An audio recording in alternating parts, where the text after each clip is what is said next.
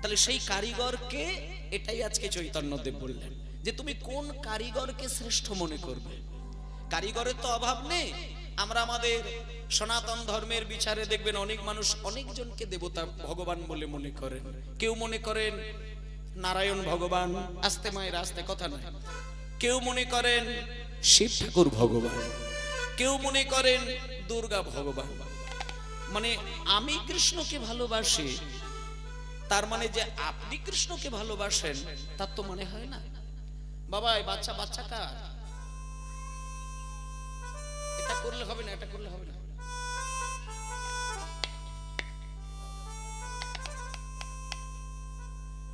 বাচ্চাকে কোলে নিয়ে আপনি পিছনে চলে যান, দরকার হলে পিছনে চলে যান। হ্যাঁ, একদম পিছনে চলে যান। নিতাই গৌর হরি বল, গৌর হরি বল, গৌর হরি বল। জয় নিতাই। আচ্ছা, গানের সময় রিভাব থাকবে, বাকি একটু কম থাকবে রিভাবটা। জয় নিতাই। তা এই জন্য একটু একটু করে শ্লোকটাকে পরিষ্কার করে দিই আপনাদের। মহাপ্রভু আমাদের জন্য কিছু কথা বলেছিলেন যে তোমরা কলির মানুষ, তোমরা না সত্য যুগে জন্ম নিয়েছ, না ত্রেতা যুগে জন্ম নিয়েছ, না দাপরে জন্ম নিয়েছ। তাহলে কোথায় জন্ম নিয়েছ? কলির মাটিতে জন্ম নিয়েছ। তাহলে কলিযুগের মানুষের ক্ষেত্রে আরাধনার সম্পদ কিন্তু নারায়ণ নয়। কলির মানুষের ক্ষেত্রে আরাধনার শ্রেষ্ঠ বস্তু রামচন্দ্র নয়। কলির মানুষের আরাধনার শ্রেষ্ঠ সম্পদ কে? সেটা আজকে মহাপ্রভু বললেন যে আরাধ্য ভগবান। মানে তুমি আরাধনা করবে কাকে? না ভগবানকে। তাহলে ভগবান কাকে বলে? বলে ওটাই তোমাদের জানা হয়নি। যেমন ধন সম্পত্তি বেশি থাকলে তাকে ধনবান বলা হয়, গুণ বেশি থাকলে তাকে গুণবান বলা হয়, শক্তি যার বেশি থাকে তাকে শক্তিমান বলা হয়, হ্যাঁ, যে বল বেশি থাকে তাকে বলবান বলা হয়। ঠিক তেমনি যে ভোগের অধিকারী হয়, যে যার ভোগ আছে, ভোগ নামক যে শ্রেষ্ঠ সম্পদ এটি যার আছে, কেবল তিনি ভগবান হতে পারেন। এবার জানতে হবে ভোগ শব্দের অর্থটি কি।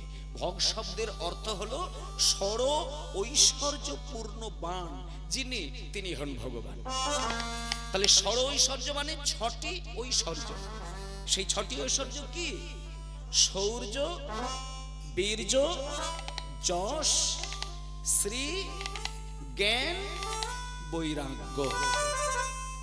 শৌর্য, বীর্য, যশ, শ্রী, জ্ঞান, বৈরাগ্য, এই ছটা ঐশ্বর্য একজন মানে রত্নের মধ্যে ছিল, একজন ভগবানের মধ্যে ছিল, যেটা নারায়ণও নয়, রামচন্দ্রও নয়, একমাত্র পরম ব্রহ্ম যিনি সচ্চিদানন্দ, তিনি হচ্ছেন ভগবান কৃষ্ণ। সেই জন্য ভাগবত নারায়ণকে ভগবান বলেননি। ভাগবত বলেছে ভগবান তোমরা বলতে পারো, আমি বলবো না। কারণ নারায়ণের সর্বাধিক গুণাবলী 60টি, কিন্তু যিনি আমাদের কৃষ্ণ তিনি সর্বাধিক 64 গুণের গুণাধিপতি। তাহলে মায়েরা, আমাদেরকে মহাপ্রভু তিনি স্বয়ং পণ্ডিত হয়ে তিনি আমাদেরকে চোখ খুলে দিচ্ছেন কি না, তুমি ভগবান বলে মানবেন একজনকে। কাকে? না যিনি ভগবান। তাহলে ভগবানকে না যার 6টা শক্তি রয়েছে, শৌর্য, বীর্য, যশ, শ্রী, জ্ঞান, বৈরাগ্য, যার আছে তিনি ভগবান। তাহলে এই যে সরৈশ্বর্য আছেন এমন ব্যক্তি কে, এটাও তো জানতে হবে। তারপরের লাইনে বলে দিলেন যে সর ঐশ্বর্য আছেন এমন ব্যক্তি হলেন আরাধ্য ভগবান ব্রজেশ তনয়। মানে উনি আর কেউ নন, উনি হলেন ব্রজেশ তনয়। তাহলে ব্রজেশ তনয় মানে কি? এই মানেটা বুঝতে হবে। ব্রজেশ, ব্রজ যুক্ত ঈশ, ব্রজেশ, ঈশ মানে হচ্ছে রাজা, অর্থাৎ ব্রজের যিনি রাজা নাম হচ্ছে নন্দ রাজা, আর নন্দ রাজার যে পুত্র নাম হলো নন্দনন্দন কৃষ্ণ। তাহলে এই তো দুটো শব্দ একসঙ্গে হয়ে গিয়ে হলো কি না, ব্রজের যিনি রাজা, সেই নন্দ রাজার যিনি ছেলে, সেই যে কৃষ্ণ, তিনিই হলেন কলির মানুষের কাছে একমাত্র ভগবান। এ পর্যন্ত বোঝা গেল। এইবার অনেকে প্রশ্ন করবে যে এই ভগবানকে তো আমরা আরাধনা করব, কিন্তু কেমন ভাবে করব? আরাধনা করতে গিয়ে যদি ভুল হয়ে যায় তাহলে তো সর্বনাশ হবে। বলছে না, ভুল হয়ে যেতে পারে, কিন্তু ভুল যাতে না হয় তাতেও কিন্তু সাবধানতা অবলম্বন করতে হবে, সচেতনতা অবলম্বন করতে হবে। ভুল যদি হয়ে যায় তাহলে সেটা সেবা অপরাধ হয়ে যাবে, আর সেবা অপরাধ তোমার মাথায় থাকবে, এটা তুমি সরিয়ে ফেলতে পারবে না। আমরা মানুষ রক্ত মাংস হাড়ের পিণ্ড, এর মধ্যে আর কিছু নেই। এত সুন্দর দেহ, লোকে কত সুন্দর বলে, কিন্তু এই দেহের মধ্যে তিনটে জিনিস আছে, রক্ত, মাংস আর কতগুলো গুনে গুনে দেখা যাবে হাড়। তাহলে রক্ত মাংস হাড়ের পিণ্ড, আর এই দেহটাকে ইন্দ্রিয় দিয়ে সাজিয়ে রেখেছেন, আর ইন্দ্রিয় সুখের জন্য মানুষ ভুল করতেই পারে। তাই সাবধানতা অবলম্বন করতে হবে। তুমি যখন ভগবানের সেবা করবে তুমি একটু সচেতন হয়ে সেবা করবে। তাই বলছে আরাধ্য ভগবান ব্রজেশ তনয় স্তবধাম বৃন্দাবন। তুমি বৃন্দাবনে রেখে কেমন করে উপাসনা করবে সেটাও তুমি শুনে নাও। বেদনাহারি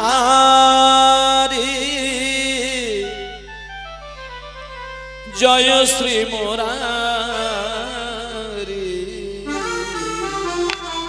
নম নম প্রভু নম নম।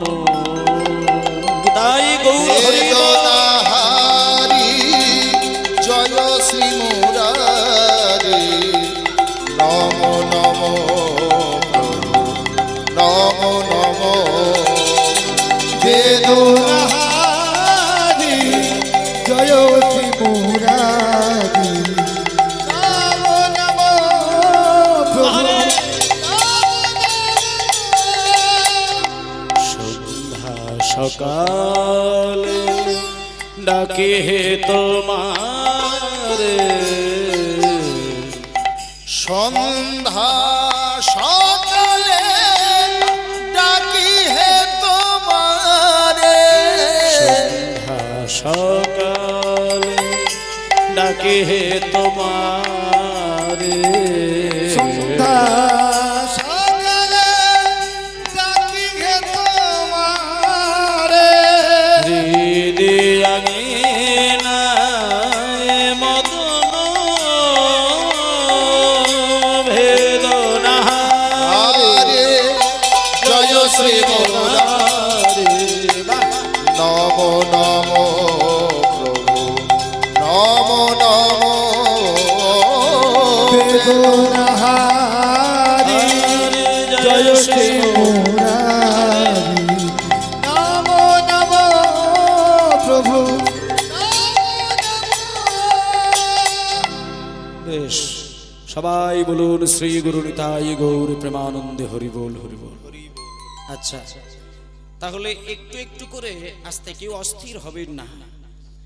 যে লীলাই শুনবেন বা যে পালাই শুনবেন, সবসময় এমন ভাবে যে কোনো কীর্তন গানকে শুনতে হয় শুরু থেকে শেষ পর্যন্ত যে লীলাটাই আপনি আস্বাদন করবেন তার একটা প্রতিচ্ছবি যেন হৃদয়ের মধ্যে ধরা দেয়। একটা নাটক বলুন, একটা গল্প বলুন, শুনতে গেলে তার ছবিটা তো হৃদয়ে থাকে, আর ছবিটাকে যদি ধরতে পারেন তাহলে আপনি সেইখান থেকে রসের অধিকারী হবেন। কেমন কেমন এই যে কীর্তন শুনছেন, নববিধা ভক্তি যদি জাগ্রত না করা যায়, আপনি ভগবানের আলেখ্য বা ভগবানকে সামনে রেখে আপনি যতই তার সামনে মাথা নত করে আছাড় খেয়ে কাঁদুন না কেন, ভেতরে যদি আত্মনিবেদনের প্রকাশ না থাকে তাহলে সারা জীবনে ভগবানকে লিখে লাভ হবে না।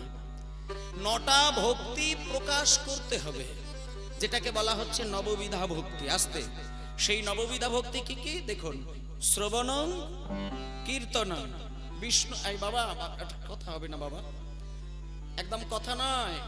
সামনে যারা বসেছো ডান দিকে, কথা নয়, কথা নয়। প্রতিটি মানুষের যারা ভক্ত হবার বাসনায় দাঁড়িয়ে রয়েছেন তাদের ক্ষেত্রে বলি, যারা ভক্ত হতে চায় তারা 9টা দরজা খোলার চেষ্টা করবেন। কারণ ভক্তি তো আমাদের নিজস্ব সম্পদ, এটা কারোর কাছ থেকে হরণ করারও নয়, স্বর্গ থেকে নেমে কেড়ে আনারও নয়, কারোর থেকে চুরি করে নিয়ে আসারও নয়। মানুষের একান্ত ভক্তি হচ্ছে সহজাত একটা গুণ। সুখ, যেমন আমরা সুখ পাবার বাসনা করি, শান্তি পাবার বাসনা করি, এই সুখ, শান্তি, ভক্তি, আনন্দ, পরমানন্দ এগুলো আমার নিজস্ব সম্পদ। শুধু অপরাধের চাদর ঢাকা পড়ে গেছে বলে ওগুলোকে উপভোগ করতে পারি না। তুমি সুখের জন্য ছুটোছুটি করলে সুখ পাবে না। তোমার ভেতরে থাকা সুখটা যে অপরাধের চাদর দিয়ে ঢাকা রয়েছে সেইগুলো তুলে সরিয়ে দিলেই তুমি সুখ দেখতে পাবে। মানুষ এই জায়গাগুলো একটু ভুল করে ফেলে। আমি ভাবছি আমি সুখে নেই, শান্তিতে নেই, কিন্তু আমার বাসনা যেগুলো আমাকে দুঃখ করছে সেই বাসনাটাকে যদি আমি একটা একটা করে ঝেড়ে ঝেড়ে দূরে সরিয়ে দিতে পারি, সুখের জন্য কান্নাকাটি করতে হয় না। কারণ সুখ আমার একান্ত হৃদয়ের সম্পদ, এ আমার কাছে আছে। ভক্তি আমার নিজস্ব সুধা, এটা আমার কাছে থাকে। আনন্দ আমারই জিনিস, আমার কাছে থাকে। শুধু কামনা বাসনায় জর্জরিত হয়ে তাদেরকে তলায় রেখে দিয়ে মোটা একটা কালিমার আস্তরণ দিয়ে দিয়েছি। ওগুলোকে তুলে তুলে সরিয়ে দিতে পারলেই আমি আমার নিজের তৈরি করা সুখ আমি নিজেই দেখতে পাবো। তাই জন্য একটা কথা বলতে হয়, নববিধা ভক্তি যদি জাগ্রত করেন, আপনি দেখবেন আপনার কোথাও যেতে লাগবে না। আপনি শুয়ে শুয়ে নাম করবেন, পাগল হয়ে কাঁদবেন। আপনি রান্না করতে করতেও ভগবানের নাম করবেন, ওইখানেই চোখে জল আসবে। ভগবানের নাম ধরে কাঁদবো বলতে লাগবে না, এটা বলতে লাগবে না। যেদিন বুঝছেন যে আমি ভগবানের সামনে গিয়ে থালা ডালা সাজাতে গিয়ে একটু কাঁদবো, তাহলে জানবেন এখনো আপনি ভগবানের চরণের দাসী হতে পারেননি। আপনি যদি কোনোদিন ভগবানের চরণের দাসী হয়ে গেছেন, সেদিন আপনি কান্নাটাকে সামলে রাখতে পারবেন না।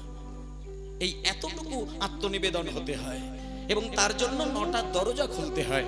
1 নম্বর শ্রবণং কীর্তনং বিষ্ণু শরণং। এই যে শ্রবণং, তার মানে যখন কীর্তন গায় তখন আপনারা যারা শুনছেন তাদের উচিত এমনভাবে কথাগুলো শোনা, সেটা হুজুকে পাবলিকের মতন নয়।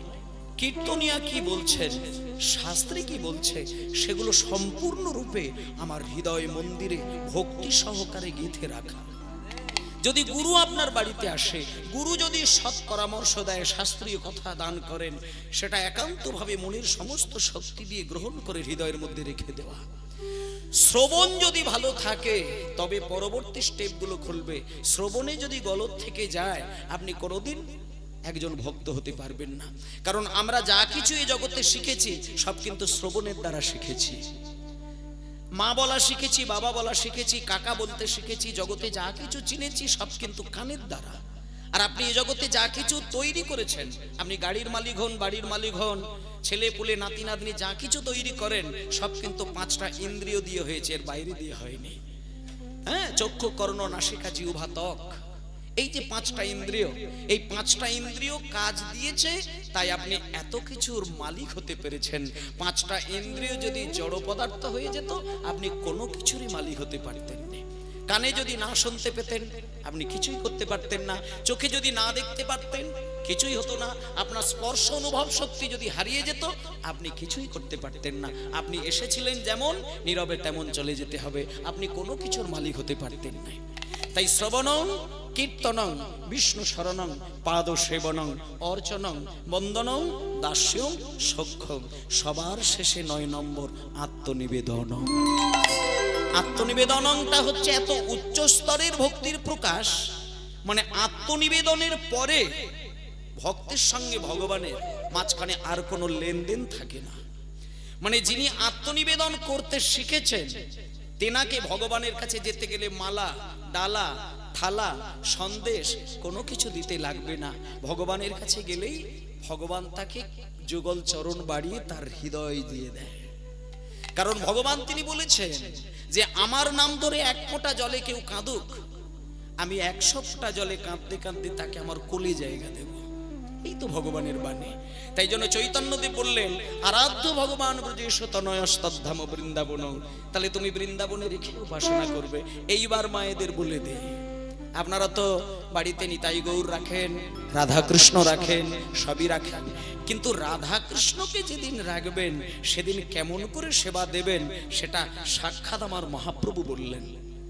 এটা কেউ বলেননি, মহাপ্রভু বললেন যে তোমরা যে যেখানেই থাকো, গ্রামে থাকো, শহরে থাকো, যেখানেই থাকো, দেশে থাকো, বিদেশে থাকো, যেখানেই থাকো, ভগবানকে যখন তোমার মন্দিরে রাখবে সেখানে তুমি রমণীয় ভাবটাকে ভেতর থেকে জাগাবে।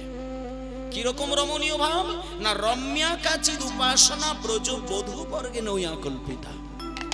বলছে বৃন্দাবনের রমণীগণ যেভাবে কৃষ্ণকে সেবা করেছেন, সেই রমণীয় যে উপাসনা পদ্ধতি সেটা যদি তোমার হৃদয়ে জাগে তবেই তুমি কৃষ্ণের সেবার অধিকারী হবে। তাহলে রমণীয় মানে কি? তার মানে গোপী ভাবটা জাগাতে হবে। এখানে আমরা কেউ কিন্তু গোপী নই। গোপী যদি হতে চাও না, তোমার তীব্র বৈরাগ্য আসতে হবে।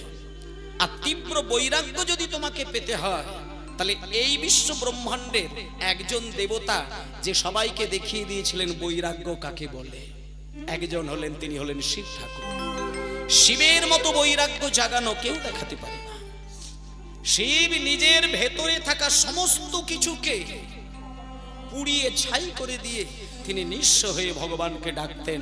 তাই তার ভেতরে থাকা সমস্ত বাসনার পুড়িয়ে যাওয়া ছাই তার সর্ব অঙ্গ দিয়ে বাইরে বেরিয়ে আসেন। তাই তাকে বলা হয় ছাই ভস্য মেখে ঘুরে বেড়ায়। তা না হলে কৈলাস পর্বতের উপরে ছাই কোথা থেকে আসবে? কৈলাস পর্বতের উপরে ছাই থাকে, কিন্তু তিনি পর্বতেই ছাই মেখে বসে থাকেন। এই ছাই বাইরের ছাই নয়, তার ভেতরে থাকা সমস্ত বাসনার যে একটা তীব্র আকাঙ্ক্ষা, সেগুলো নিজ ধ্যানে সেগুলো পুড়িয়ে ছাই করে দিয়ে তার ভেতর থেকে ছাই রূপে বাইরে প্রকাশ পাচ্ছে। তীব্র বৈরাগ্যের আগুন যেদিন হৃদয়ে জ্বলবে, সেদিন তোমার ভেতরে থাকা বাসনাটাও কিন্তু পুড়ে ছাই হয়ে যাবে। সেদিন তোমাকে আলাদা করে কোথাও যেতে লাগবে না, সেদিন তুমি গোপী হবে। আর গোপী হতে গেলে তোমাকে গভীরভাবে ভক্ত হতে হবে, আর ভক্ত হতে গেলে তোমাকে একজন ভদ্র মানুষ হতে হবে। সোজা সাপটাই বলা যেতে পারে যে তুমি আগে অভদ্র থেকে ভদ্র হও, তারপরে তুমি ভক্ত হও, তারপরে তুমি গোপী হও, তারপরে তুমি কৃষ্ণ সেবার অধিকারী হও। তাই জন্য বলছে গোপী আরাধনা করলে পরেই তোমার কৃষ্ণ সেবা হবে। তাহলে কতগুলো স্টেপ হলো দেখুন মায়েরা। যদিও শ্লোকের ব্যাখ্যাটা একটু কঠিন মার্গে যাচ্ছে, কিন্তু সবই শুনতে হবে। যদি মিষ্টি রস পেতে চান তাহলে বাইরে তো ছোবড়াকে ঠেলতেই হবে। নারকেল তো আর দম করে আপনাকে রস দিয়ে দেবে না, নারকেলের ছাল, হ্যাঁ, কঠিন ছাল তুলতে হবে, তারপরে কঠিন মালাটাকে তুলতে হবে ভেতরে, তারপরে একটা মিষ্টি শ্বাস পাবে, তার ভেতরে গেলে নরম জল পাবেন, মিষ্টি জল পাবেন।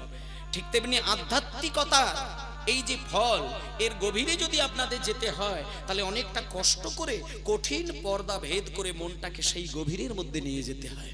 ধৈর্য হারা হলে হবে না। যার যত বেশি ধৈর্য বড় থাকবে, সে তত বেশি গোবিন্দের চরণকে আরো কাছে টানতে পারবে। তাই বলছে আরাধ্য ভগবান, শোনে নিয়ে বলছে আমাদের আরাধনা হচ্ছে ভগবান। কেমন ভগবান? ব্রজেশতনয়। আচ্ছা, সেই ভগবান কোথায় থাকে? স্তনধাম বৃন্দাবন। কেমন করে উপাসনা করব?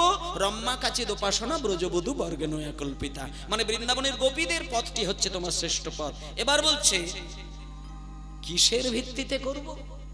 আমি যে কৃষ্ণকে আরাধনা করব, অনেক বাড়িতে আমি দেখেছি, আমার নিজের ঠাকুরমাকে দেখেছিলাম। আমার ঠাকুরমা ঠাকুর ঘরে একটা বড় মহাভারত, এখনো সেই মহাভারত আমার বাড়িতে আছে, লাল কাপড়ে বাঁধা ছিল। ঠাকুরমার হাত ধরে সেই মহাভারত এখনো যত্ন সহকারে আমার বাড়িতে রাখা রয়েছে। ঠাকুরমা পড়তে জানতো না, কিন্তু মহাভারতটা সামনে রেখে প্রত্যেকদিন তুলসী পাতা দিয়ে ধূপ দিতেন। তাহলে এই যে কেউ বাড়িতে মহাভারত রাখেন, কেউ রামায়ণ রাখেন, কেউ গীতা রাখেন, কেউ ভাগবত রাখেন, কেউ বেদ রাখেন, কিন্তু মহাপ্রভু বলছেন যে কৃষ্ণ আরাধনা যদি তুমি করো তাহলে তোমার শ্রেষ্ঠ গ্রন্থ কোনটি জানো? সেই গ্রন্থটির নামও বলে দিয়েছেন, এত তিনি দয়াময়। তিনি বলেছেন আরাধ্য ভগবান ব্রজেশতনয় স্তদ্ধাম বৃন্দাবনম রম্যা কাচিদ উপাসনা ব্রজবধূ বর্গে নয়া কল্পিতা শ্রীমদ ভাগবতং প্রমাণমূল। বলছে ভগবানের চরণ সেবা করতে গেলে তুমি ভাগবতকে তোমার শ্রেষ্ঠ গ্রন্থ বলে মনে করে নাও। মানে ভাগবতের শিক্ষা তোমার হৃদয় বিকশিত করবে, সেই শিক্ষাকে কাজে লাগিয়ে তুমি কৃষ্ণের সেবা করবে, তবেই তোমার আসল সেবা হবে। বলে এত কষ্ট করে যে এত কিছু করব তাতে ফল কি হবে? এইবার শেষে ফলের দিকে যাচ্ছে। মনে অনেক তো মানে ভক্তি থেকে অনেক যুক্তি বেশি আছে, এমন তো অনেক লোক আছে, তারা বলবে বাবা তুমি যে পদ্ধতি বললে, এই এত পদ্ধতি করে করে যদি কৃষ্ণ সেবা করি তাতে ফল কি হবে? বলে ফল একটাই হবে, একতলা বাড়ি 5 তলা, বাতের ব্যথা, ছেলের একটা ভালো চাকরি, মেয়ের ভালো ঘরে বিয়ে, 10 বিঘে জমি, 1 কেজি সোনা, এগুলো হবার জন্য কৃষ্ণ সেবা নয়। কেউ যদি এইগুলো চিন্তা করে ভাবে তাহলে তার নরকে উঠাই হবে না। বলছে একমাত্র ভগবানকে এই পদ্ধতিতে যদি সেবা করে যাও, চৈতন্যদেব বললেন তার প্রেমাপমূর্ধ মহান, তার একমাত্র গোলকের যে শ্রেষ্ঠ সম্পদ সেই যে প্রেম, সেই প্রেম সম্পদের অধিকারী হতে পারবে। আমরা প্রেমহীন মানুষ, যার হৃদয়ে গোলকের প্রেমের একটু কণা মাত্র স্পর্শ হয়েছে, সেই ব্যক্তি কিন্তু 3 ঘন্টা কীর্তন শুনতে পারবে না। কারণ যেখানে একবার হা কৃষ্ণ বলা হয়, যে একটুখানি কিঞ্চিত কৃষ্ণের অধিকারী হয়, প্রেমের অধিকারী হয়, সে 1 কলসি নয়ন থেকে অশ্রু বিগলিত করে। যে কৃষ্ণের প্রেমের সংস্পর্শে এসেছেন তিনি ঘন্টার পর ঘন্টা কৃষ্ণ কথা বলতে পারেন না। আমার নিজের চোখে দেখা, আমি একজন মহারাজের চরণ সান্নিধ্য পেয়েছিলাম, তিনি আজকে পরলোক গমন করেছেন। হ্যাঁ, আমার বাড়ির নিকট তার বাড়ি, গিরিধারী জানা মহাশয়, তিনি সারা জীবন বৃন্দাবনে কাটাতেন এবং মাঝে মধ্যে দেশের বাড়িতে আসতেন। আমারই পাশের গ্রামে বাড়ি, আমি ওনার সান্নিধ্য মাঝে মাঝে পেয়েছিলাম। উনি যখন কোনো শ্লোকের ব্যাখ্যা বলতেন, সেখানে রাধা তত্ত্ব আর কৃষ্ণ তত্ত্ব যখনই বলতে যেতেন, কিছুক্ষণের জন্য চোখ বন্ধ হয়ে কাঁদতে কাঁদতে নীরব হয়ে যেতেন, বেশ কিছুক্ষণ আর কথা বলতে পারতেন না, পরে আসার জন্য অনুরোধ করতেন। মানে এত আবেগে এত ব্যাকুল হয়ে কাঁদতো, আর কথা বলতে পারতেন না। পরবর্তীকালে আমরা আর কোনো কথাই বলতাম না। তাহলে এই যে প্রেম, এই প্রেমের যেদিন অধিকারী হবেন, সেদিন আপনি গোলকের কৃষ্ণকে আপনার ঘরে, স্বপ্নের ঘরে হলেও আপনি দেখতে পাবেন। ভগবানকে দেখা যায়, ভগবানকে চেনা যায়, ভগবানকে ধরা যায়, ভগবানের কথা এখনো শোনা যায়, এখনো ভগবানের বাঁশি শোনা যায়। শুধু পাত্রটি ঠিক করার দরকার। এই পাত্র যদি পবিত্র রাখেন, ভগবান তো আসার জন্য তৈরি, তুমি তাকে ধরার জন্য প্রস্তুত হতে পারছো না। যদি ধরতে পারো, অনায়াসে তাকে হৃদয় পাত্রে ধরতে পারবে। কারণ তেনার আলাদা করে রূপ নেই, তিনি ভক্তের কাছে রূপের মাধুর্য ধরিয়ে দেয়, কিন্তু অভক্তের কাছে তিনি নিরাকার হয়ে যায়। অরূপ স্বরূপ সগুণ নির্গুণ, দয়াল ভয়াল হরি, আমি কি বা বুঝি, আমি কি বা জানি, আমি কেন ভেবে মরি। অরূপ স্বরূপ সগুণ নির্গুণ, দয়াল ভয়াল হরি, আমি কি বা জানি, আমি কি বা বুঝি, আমি কেন ভেবে মরি। আমি কি বা বুঝি আগে, আমি কি বা বুঝি, আমি কি বা জানি পরে, আমি কি বা বুঝি, আমি কি বা জানি, আমি কেন ভেবে মরি। অরূপ স্বরূপ সগুণ নির্গুণ, দয়াল ভয়াল হরি, আমি কি বা বুঝি, আমি কি বা জানি, আমি কেন ভেবে মরি। অরূপ স্বরূপ হরি হরি হরি নির্গুণ, দয়াল ভয়াল হরি, আমি কি বা বুঝি, আমি কি বা জানি, আমি কেন ভেবে মরি। কি রূপে এসেছি, কেমনে বাজাবো রাম রাম রাম রাম, কি রূপে এসেছি, কেমনে বাজাবো, তা ভাবিয়ে কেন জীবন কাটাবো। কি রূপে এসেছি, কেমনে বাজাবো, তা ভাবিয়ে কেন জীবন কাটাবো। তুমি আনিয়াছো তোমারে পাবো এই শুধু মনে করি। অরূপ স্বরূপ সগুণ নির্গুণ দয়াল ভয়াল হরি হে, আমি কি বা বুঝি আমি কি বা জানি, আমি কেন ভেবে মরি হে। বেশ বেশ বেশ। অরূপ স্বরূপ সগুণ নির্গুণ দয়াল বয়াল হরি হে। আসলে ভগবান হচ্ছে এইরকমই একটা রূপের ভগবান। ভগবানকেও দেখা যায়, ভগবানকেও চেনা যায়। হ্যাঁ, আমরা সাধারণ মানুষ হলেও ভগবান কিন্তু আমাদের কাছে এসে দেখা দেয়। দেখা দেয় না বললে ভুল হবে। যেমন একটা কথা বলি মায়েরা, এই যে বাতাস, বাতাসের মধ্যে জল থাকে জানেন তো, বাতাসে অসংখ্য জল মেশানো রয়েছে, কিন্তু আপনি ধরতে পারবেন না আর দেখতেও পাবেন না। বাতাসে জল আছে, প্রচুর জল মেশানো রয়েছে, ধরতেও পারি না দেখতেও পারি না, কিন্তু ধরাও যাবে দেখাও যাবে। কখন দেখা যাবে শুনে নিন। মনে করুন একটা স্টিলের গ্লাসে আপনি ফ্রিজের ঠান্ডা জল ভরে দিলেন। এবার এই বাবা, স্টিলের গ্লাসে ঠান্ডা জল ভরে দিলেন, কিছুক্ষণ পরে দেখবেন স্টিলের গ্লাসের বাইরে বিন্দু বিন্দু জল গড়িয়ে গড়িয়ে পড়ছে না? আচ্ছা, তাহলে এইবার যদি প্রশ্ন করি, আপনি তো জল রাখলেন স্টিলের গ্লাসের ভেতরে, বাইরে জল গড়িয়ে যাচ্ছে কেন? অনেকে এবার হয়তো বলতে পারে স্টিল চুইয়ে চুইয়ে হয়তো বাইরে চলে এলো। বলছে না, জলের এত ক্ষমতা হবে না যে একেবারে মোটা একটা স্টিলের গ্লাসকে ভেদ করে সে বাইরে আসবে। তাহলে বাইরে জল ধরা দিচ্ছে কেন? বলে শোনো, বাইরে জল ধরা দেওয়ার কারণটা এইবার বুঝে নাও। এই যে বাতাস যেটা তুমি গ্রহণ করছো, এই বাতাসে অতি অদৃশ্য সূক্ষ্ম সূক্ষ্ম জলকণা মিশে রয়েছে। সেটা খালি চোখে দেখা যায় না আর ধরাও যায় না, কিন্তু যখন ওই বাতাস স্টিলের গ্লাস সংযোগে বারবার ঘষা লাগছে, তখন বাতাসের মধ্যে অদৃশ্য জলকণাগুলি একটু একটু করে স্টিলের গ্লাসে জমতে জমতে জমতে জমতে একটা একটা করে জলবিন্দু রূপ ধারণ করলো। আর যখনই জলবিন্দু রূপ হয়ে গেল, তখনই কিন্তু এবার গ্লাস থেকে গড়িয়ে গড়িয়ে পড়লো, আর তখনই আমাদের দৃষ্টির মধ্যে ধরা দিল। তাহলে মায়েরা শুনে নেন, এতক্ষণ যে বাতাসে সূক্ষ্ম রূপে মেশানো ছিল, এটা আমাদের চোখে ধরা দেয়নি। যখন ঠান্ডা গ্লাসের গায়ে জমে গেল, তখন আমরা জলকে দেখতে পেয়ে গেলাম। তেমনি এই বিশ্ব ব্রহ্মাণ্ড তৈরি হয়েছে পাঁচটা জিনিস দিয়ে: ক্ষিতি, অব, তেজ, মরুত, বোম। আগুন, আকাশ, বাতাস, মাটি, জল। এই পাঁচটা জিনিসের বাইরে কিন্তু পৃথিবীতে কিছু নেই। খেয়াল করে দেখুন, বাতাস আছে, আকাশ আছে, আগুন আছে, সূর্যের তাপ আছে, মাটি আছে, জল আছে। এর বাইরে আপনি কি পাবেন? কিচ্ছু নেই। পৃথিবীটা তৈরি হয়েছে পাঁচটা জিনিস দিয়ে, আর মানুষের দেহটাও তৈরি হয়েছে পাঁচটা জিনিস দিয়ে। পাঁচটার একটাও বেশি নেই, কমও নেই। এবার যখন এই পাঁচটা জিনিস দিয়ে পৃথিবী তৈরি, এই পাঁচটা জিনিসের মধ্যেই কিন্তু ভগবানের অস্তিত্ব মেশানো রয়েছে, অতি সূক্ষ্ম জলকণার মতন। তাহলে এটা ধরা যাবে কখন?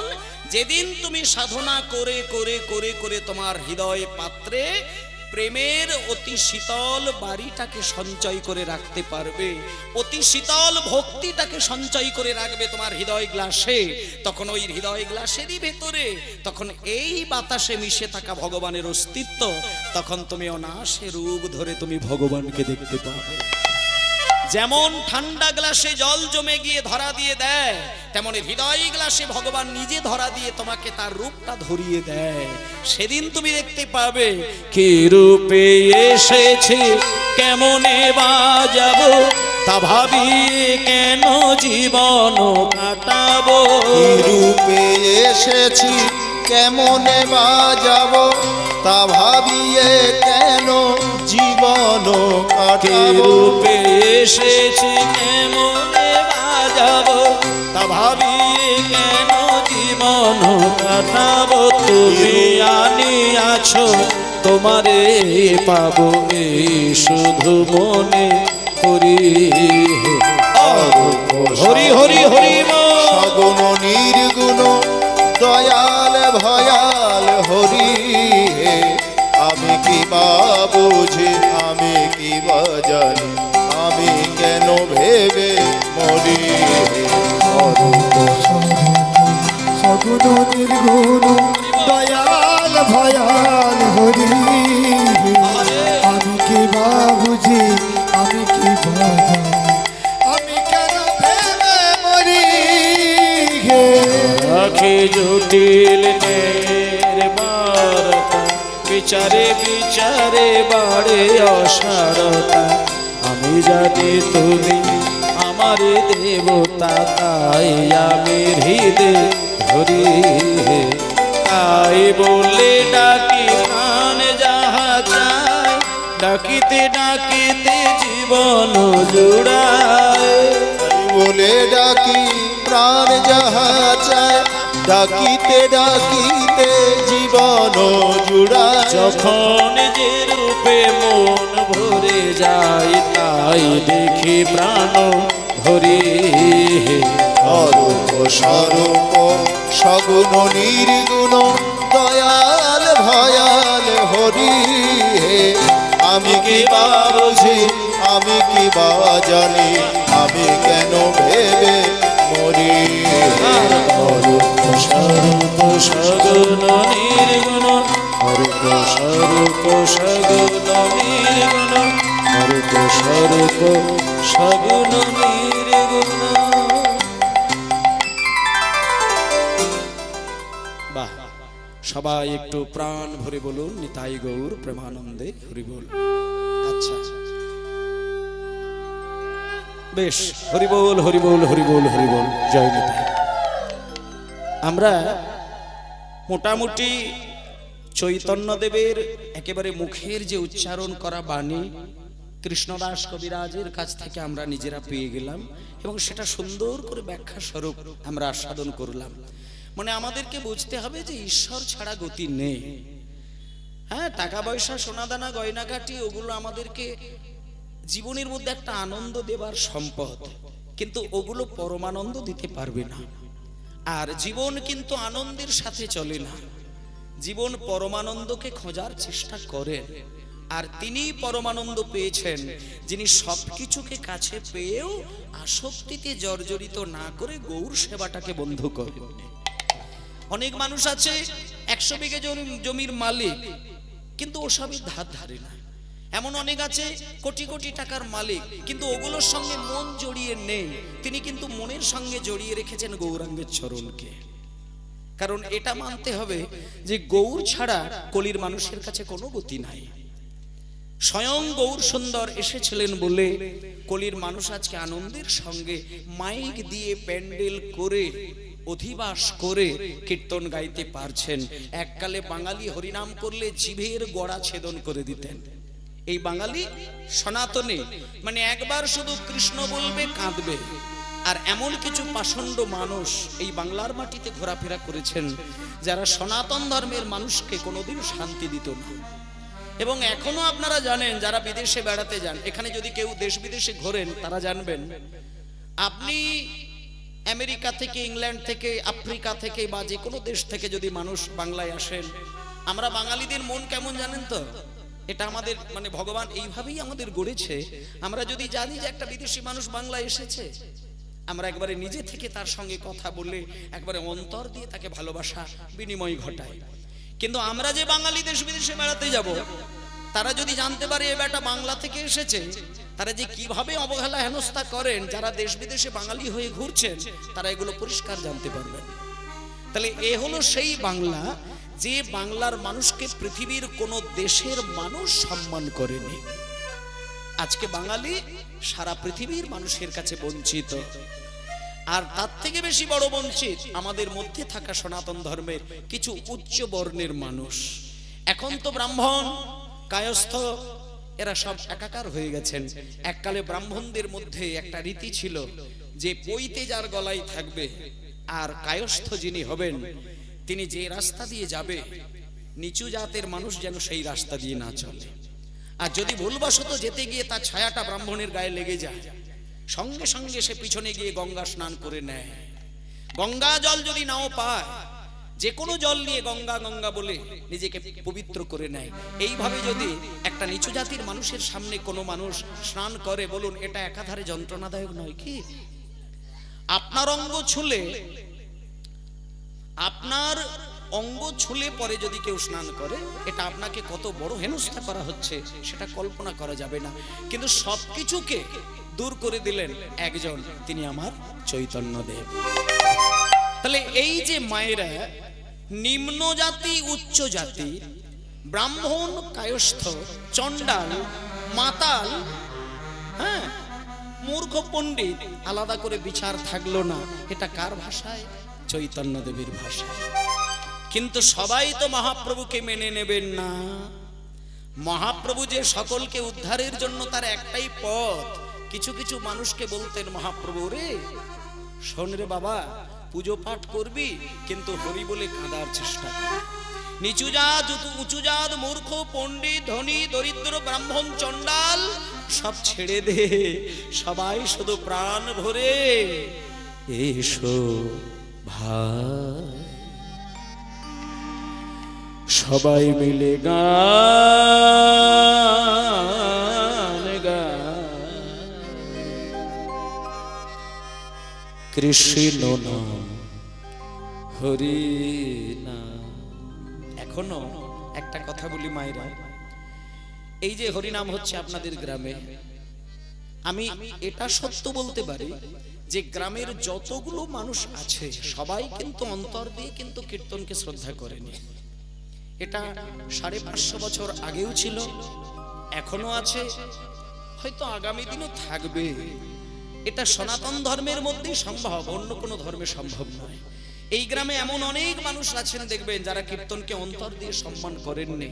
আর আজ থেকে 500 বছর আগে মহাপ্রভু দাঁড়ে দাঁড়িয়ে হরিনাম করেছিলেন বলে এমন কিছু পাষণ্ড মানুষ ছিল যাদের লেখাপড়া কম ছিল না, তারা বিদ্বান, তারা পণ্ডিত, তারা ব্রাহ্মণ, তারা সমাজের শিক্ষাদান করতেন।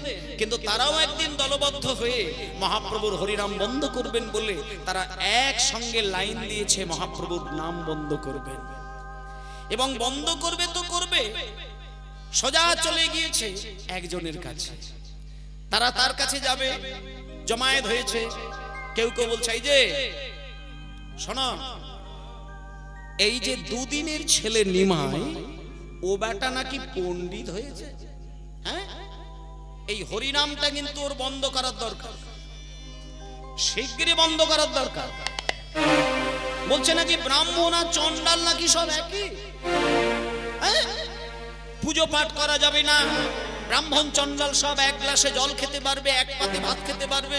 এইভাবে যদি, এ তো মনে হচ্ছে দুদিন পরে আমাদের ধর্মটাকে রসাতলে পাঠিয়ে দেবে।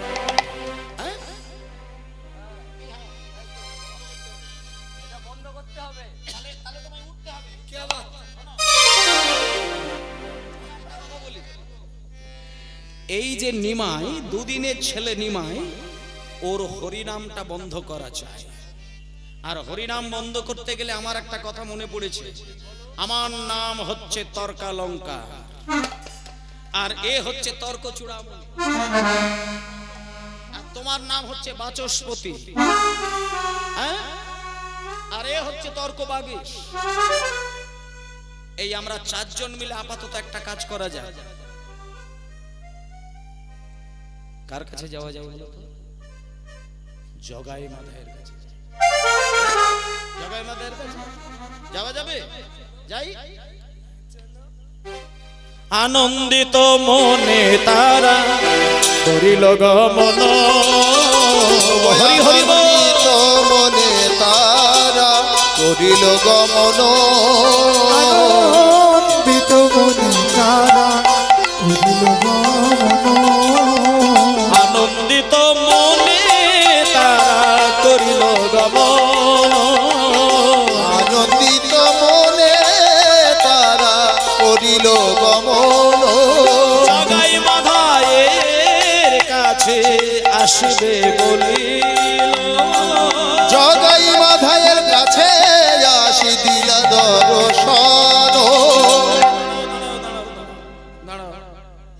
শোনো মায়েরা, একটু বসো। জগাই মাধায়ের কথা যে, বসো, জগাই মাধায়ের কথা যে তুমি বললে, তুমি কি শুনেছো জগাই মাধায় এখন আর বাজে মানুষ নয়? যে জগাই মাধায় প্রত্যেক দিন 80 হাঁড়ি করে মদ খেত, আজকে সেই জগাই মাধায় মদের কলসি তারা ভেঙে দিয়ে আর ওই যে গোমাংস রান্না করে তারা খেত, তারা সংকল্প করে নিয়েছে যে তারা আর কোনো মাছ মাংসই খাবে না, তারা মদ পান করবে না, তারা মানুষের অতিষ্ঠ করে বেড়াবে না, তারা সবকিছু ছেড়ে দিয়ে এখন কি হয়েছে জানো? তারা তো ধুতি পরা শুরু করে দিয়েছে। তারা সাদা ধুতি পরে, গলায় তুলসী মালা পরেছে, দাদু সঙ্গে তিলক সেবা করেছে, আর তারা হাতে জপের মালা নিয়েছে গো। হ্যাঁ হ্যাঁ হ্যাঁ, আবার আবার টিকাও দিয়েছেন। আর তারা ওই সকাল সন্ধে কি করে জানো? তারা সকাল সন্ধে ভজ রাধা কৃষ্ণ গোপাল কৃষ্ণ কৃষ্ণ কৃষ্ণ বল মুখে মনরে। রাধা কৃষ্ণ গোপাল কৃষ্ণ কৃষ্ণ কৃষ্ণ বলো মুখে মনরে। কৃষ্ণ গোপাল কৃষ্ণ কৃষ্ণ কৃষ্ণ বলো মুখে। নামে বুক ভরে যায় অভাব মেটা, নামে বুক ভরে যায় অভাব মিটা, বুক ভরে যায় অভাব মিটা, নামে বুক ভরে যায় অভাব মিটা। স্বভাবে জাগাই মহাসুখে। ভজ রাধা কৃষ্ণ গোপাল কৃষ্ণ কৃষ্ণ কৃষ্ণ বলো মুখে মনরে। কৃষ্ণ গোপাল কৃষ্ণ কৃষ্ণ কৃষ্ণ বলো মুখে। হরে হরে দিন বন্ধু চিরদিনের বন্ধু, হরিদিন বন্ধু চিরদিনের বন্ধু। এইভাবে তারা নিত্যদিন হরিনাম করে। এখন একজন বলছেন তারা 4 পণ্ডিত এক জায়গায় হয়েছে। মাঝে মাঝে মায়েদেরকে একটা কথা বলি, মানে কখনো কখনো ধর্মের পক্ষেও কিন্তু আন্দোলন হয় অধর্মের দ্বারা। এখন সমাজে যেখানে অধর্ম দেখা যায় সেখানে ধার্মিক মানুষেরা গিয়ে আন্দোলন করে, কেন না অধর্মকে বিনাশ ঘটাতে হবে। কিন্তু মাঝে মধ্যে বাংলায় এমন কাজও হয়েছে, যারা ধর্ম করেছে তাদের বিনাশ ঘটানোর জন্য অধর্মের পথে লাইন দিয়েছেন অনেক মানুষ, এবং সেটা এখনো হচ্ছে। যদিও দেখলে দেখতে পারেন সবসময় যে ধর্মের প্রতিষ্ঠা করার জন্য জ্ঞানীগুণী মানুষ পরামর্শ দিচ্ছে তা নয়, অধর্মেরও প্রতিষ্ঠার করার জন্য জ্ঞানীগুণী মানুষের ইন্ধন দেওয়া রয়েছে। অধর্মের প্রমাণ থাকবে, অধর্মকে প্রতিষ্ঠা করতে হবে, সেটা আগেও ছিল এখনো আছে, আগামী দিনও থাকতে পারে। তাহলে চৈতন্য মহাপ্রভু যে হরিনাম বিতরণ করলেন, মায়েরা বলুন এটা কি ধর্মের পথ না অধর্মের পথ? এটা তো ধর্মের পথ, কিন্তু এই ধর্মের পথকে ভেঙে নষ্ট করে দিতে হবে। এটা কার চিন্তা ভাবনা? এই সনাতন ধর্মের কিছু মানুষ। খুব ধ্যান দিয়ে কথাগুলো শুনবেন মায়েরা। সনাতন ধর্মের কিছু মানুষ বলতে যারা আজকে পরামর্শ করছেন তারা কিন্তু কেউ মূর্খ নয়, তাদের এডুকেশনটা কিন্তু কম নয়, তাদের শিক্ষাগত যোগ্যতা খুব কম নয়। তারা ছিল নবদ্বীপের, প্রথম কথা হচ্ছে ব্রাহ্মণ সমাজ, আর দ্বিতীয় কথা হচ্ছে তারাও কিন্তু নবদ্বীপের একজন মহান মহান পণ্ডিত, মানে যাদের নামই ছিল সমাজপতি। সমাজপতি কাকে বলে?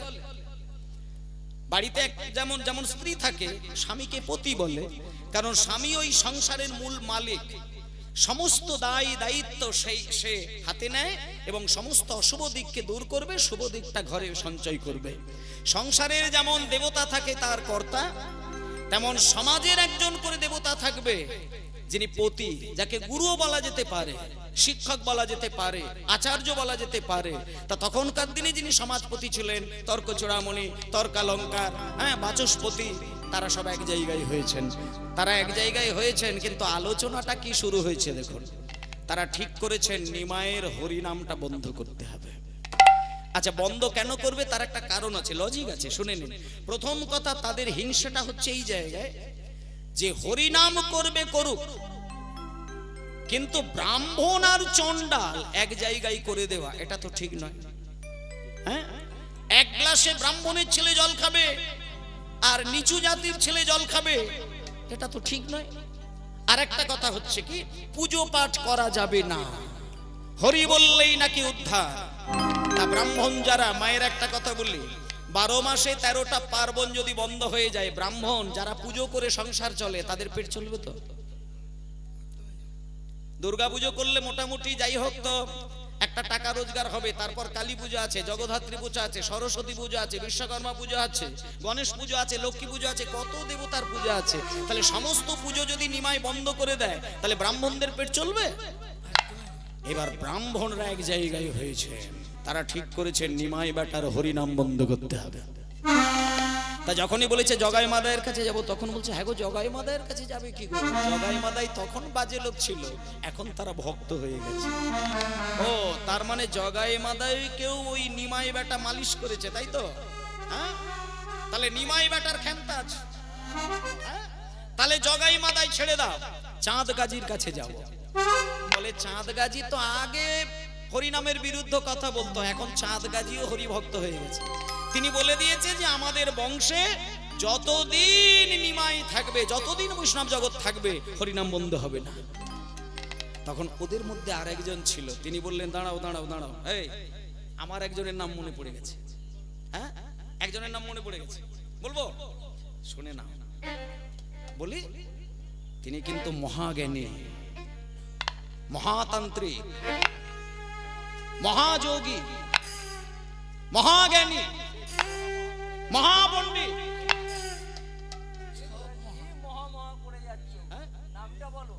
ও নামটা বলা হয়নি? আচ্ছা তাহলে বসো, বলছি। মানে তিনি হচ্ছেন মহাজ্ঞানী, মহাতান্ত্রিক, মহাযোগী, মহাপণ্ডিত। বলবো নামটা? তার নাম হচ্ছে চাপাল চন্দ্র সিদ্ধান্ত বাগীশ। বলে ও যাকে ওই চাপাল গোপাল বলে? আচ্ছা আচ্ছা, তার কাছে গেলে হবে? তাহলে তারই কাছে যাওয়া যাক। আনন্দিত মনে তারা হরি হরি বল, আনন্দিত মনে তারা করিল গমন। ওগো আনন্দিত মনে তারা করিল গমন। আনন্দিত মনে তারা করিল গমন। চাপাল ভবনেতে আসে দিল দর্শন। চাপাল ভবনে আসে দিলা দর্শন। ওগো চাপাল ভবনে আসে দিলা দর্শন। আচ্ছা দাঁড়াও, চাপাল গোপালের বাড়িতে যখন এসেছেন, চাপাল গোপাল কিন্তু কৃষ্ণ, রাধারানী, লক্ষ্মী দেবী, সরস্বতী, দুর্গা এসব নয়। চাপাল গোপাল তিনি তন্ত্র সাধনা করেন, তিনি শুধু মায়ের পুজো করেন। এবার চাপাল গোপালের দ্বারে যখন এসেছে, দেখলো দরজা বন্ধ। চাপাল তখন মায়ের পুজোয় ব্যস্ত হয়ে আছেন। তাই আপনারাও একটুখানি আজকে একটু হাত জোড় করে বসুন। আমরা সবাই আজকে চাপালের ভাবে ভাবিত হয়ে একটা কথা আপনাদের বলে দিই, যারা চাপাল গোপাল সম্পর্কে পালাটা অবশ্যই সকলেরই জানা, তবু আপনাদের একটা কথা, আমি কতগুলো পয়েন্ট আপনাদের ধরিয়ে দিই। চাপাল গোপাল কিন্তু যে খারাপ কাজটি ঘটিয়ে বৈষ্ণব জগতে একটা রেখাপাত করেছিলেন, আসলে কিন্তু চাপাল গোপাল ওই ধরনের মানুষ ছিলেন। তিনি মহাজ্ঞানী, মহাতান্ত্রিক, মহাযোগী। তিনি মায়ের সাথে কথা বলতেন রাত্রির বেলা, এবং তিনি এত বড় সাধক ছিলেন, মায়ের সাথে কথা বলতেন, এবং মায়ের কৃপায় তিনি এত ধনী লোক ছিলেন যে আশেপাশের কোনো মানুষ যদি টাকার অভাবে মরে যেত, চিকিৎসার অভাবে, উনি টাকা পর্যন্ত দিয়ে মানুষকে দান করতেন। কারণ মেয়ের হয়তো বিয়ে দিতে পারেননি, চাপাল গোপাল নিজে থেকে দাঁড়িয়ে থেকে টাকা দান করে মেয়ের বিবাহ পর্যন্ত দিতেন। মানে চাপালের কোনো ত্রুটি ছিল না। কিন্তু একটা কথা মায়েদের জানতে হবে, লাগানো কথা বেশি করে কিন্তু লেগে যায়। আপনি ঘরের সামনে কত বাড়ি ঘরদোর দেখবেন সাজানো সংসার, বাইরের যদি একটা নারদের দৃষ্টি পড়ে, কত সংসার ভেঙে তজনজ হয়ে যায়। চাপাল এত পবিত্র মানুষ, কিন্তু সেই চাপালও পর্যন্ত ভুল করে ফেললেন। কাদের জন্য? দেখুন, এই ভুলটা যাতে জীবনে বৈষ্ণব জগতে কেউ না করে, তার জন্যই ভগবানের এই লীলা। আজকে চাপাল গোপালের ভাবে ভাবিত হয়ে সবাই একটুখানি আমরা মায়ের স্তব শুনে নেব। একটু হাত জোড় করে বসবেন।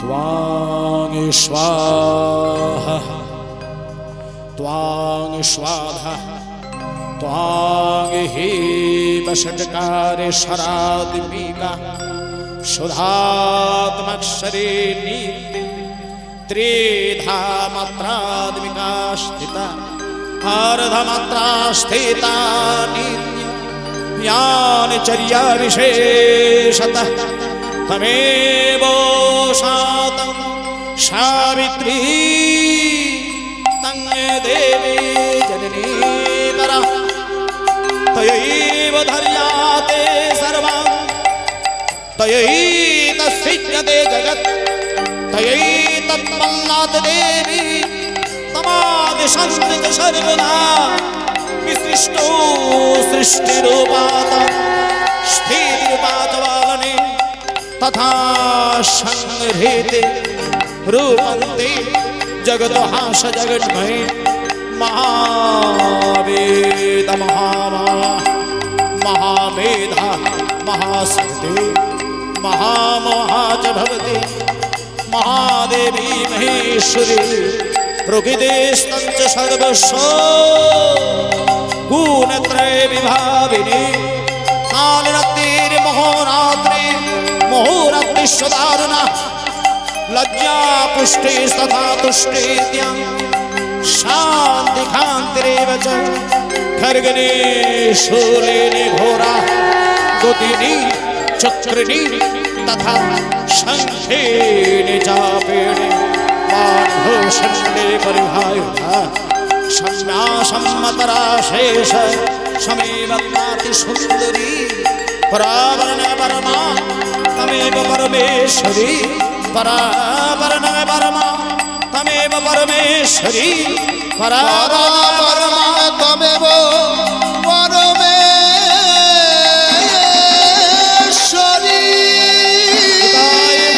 हरि हरि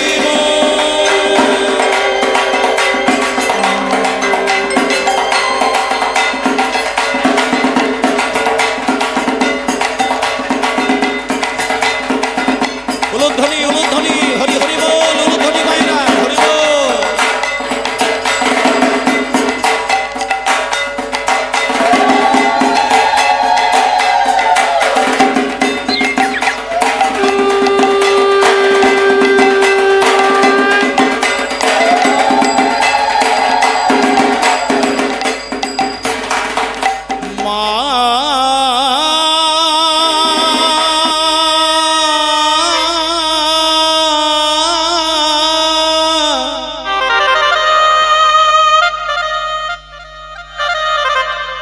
মোনামা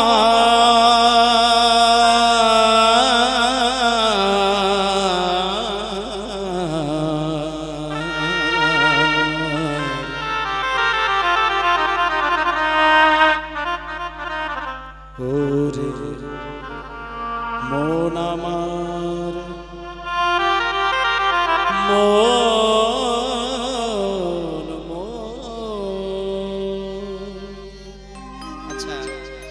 মায়েরা মায়ের স্তব তো আমরা শুনলাম। এখানে আমার অনেক মায়েরা রয়েছেন, বাবারা রয়েছেন, যদি অনুমতি দেন একটা মায়ের গান গাইতে পারি। মা কালীর গান খুব বিখ্যাত গান। মানে অনেকে ভাবে যে মা কালী আর কৃষ্ণ তো দুটো আলাদা পর্যায়ের সেবা। যে মন্দিরে মা কালী থাকে সে মন্দিরে তো কৃষ্ণ সেবা হয় না। যে বাড়িতে মা কালীর পুজো হয় সেই বাড়িতে রাধা গোবিন্দের পুজো হয় না।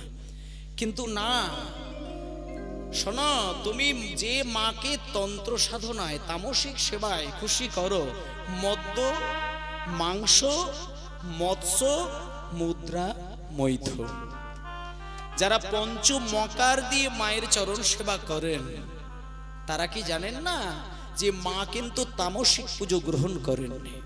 কারণ যে মাকে তুমি মদ্য মাংস দিয়ে পুজো দেবার কথা ভাবলে, তুমি ভেবে দেখো সেই মা যার বক্ষ মাঝে চরণটি রেখে দিয়েছেন তিনি কিন্তু পরম বৈষ্ণব। ভোলানাথ হচ্ছে পরম বৈষ্ণব। তাহলে যার স্বামী বৈষ্ণব তার স্ত্রী যে বৈষ্ণবী মা হবেন, বলুন এর মধ্যে কি কোনো যুক্তি দরকার আছে কি? সন্দেহ থাকবে কি? মানে শিব যেহেতু বৈষ্ণব তার স্ত্রী তো বৈষ্ণবী মা হবে। তাহলে যিনি বৈষ্ণবী তাকে মদ্য মাংস দিয়ে তুমি সেবা দিচ্ছ কেন? আজকালকার দিনে সনাতন ধর্মের এত কিছু অসভ্য দিক রয়েছে যেগুলো ভাবলেও কিন্তু নিজেদেরকে যন্ত্রণা বোধ হয়। মা কালীর পুজো হলে মদ মাংস ছাড়া পুজো হয় না। বিভিন্ন জায়গায় ছেলেরা মা কালীর পুজো করে, শ্মশানেও হতে পারে, বাড়িতেও হতে পারে, মন্দিরেও হতে পারে, কিন্তু মা কালীকে পুজো করতে গেলে তোমাকে ভাবতে হবে মা কালীর সাথে রয়েছে পরম বৈষ্ণব, সেখানে মদ মাংসের কোনো চিহ্নই থাকবে না। কিন্তু সনাতন ধর্মের মানুষ কালী পুজো করতে বসলে, দুর্গা পুজো করতে বসলে মদের টেস্ট, মদের নেশা এটা যদি না করেন তারা নাকি মা কালী পুজো করে নাকি আনন্দ বোধ করেন। কিন্তু আপনি দেখতে পাবেন কি এই সনাতন ধর্ম ছাড়া এই পৃথিবীতে আরো যে কটি ধর্ম আছে, কোন ধর্মের কোন অনুষ্ঠানে আপনি কোনোদিন কি চোখ বুলিয়ে দেখতে পারবেন যে তাদের ধর্মীয় অনুষ্ঠানের মানুষেরা মদ খেয়ে নিজেদেরকে আনন্দ করে ধর্ম সেবা করে? আপনি কোন ধর্মে দেখতে পাবেন না।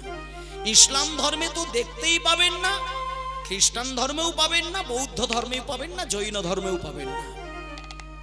চোখের সামনে ইসলাম ধর্মের যখন ধর্মসভা হবে দেখবেন কোনো মানুষকে নেশাগ্রস্ত অবস্থা আপনি দেখতে পাবেন না।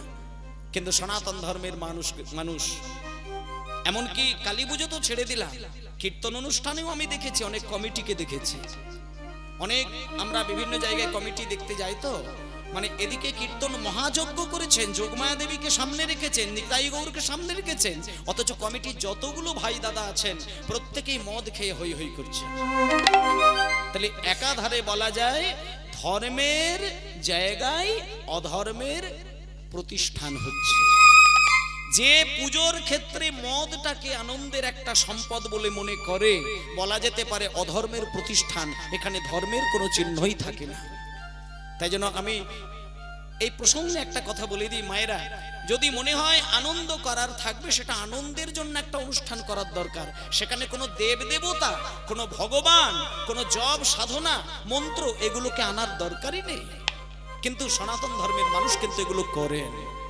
এমনকি দাহ করতে গেলে পর্যন্ত, যেখানে একটা মানুষ স্বর্গসুখ পাবার জন্য স্বর্গে আরোহণ করেছেন, সেইখানে দাহ করতে গেলে সেখানে যারা দাহ কর্মী থাকেন তাদেরকে মদ না দিলে তারা দাহ কাজে নিজেদেরকে যুক্ত করতে পারেন না। তাহলে কোথায় আপনি যাবেন?